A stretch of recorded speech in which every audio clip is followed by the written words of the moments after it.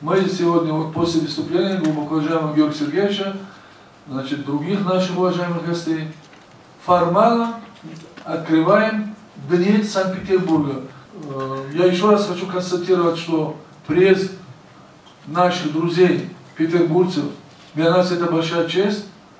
Мы исходим из того, что такие встречи очень востребованы, и они будут обязательно сыграть свою позитивную роль в укреплении нашей вековой дружбы, которая без привлечения охватывает много тысячелетий.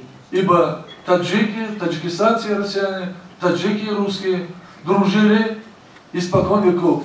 И до советской системы, и при советской системе, и при нашем общем суверенитете.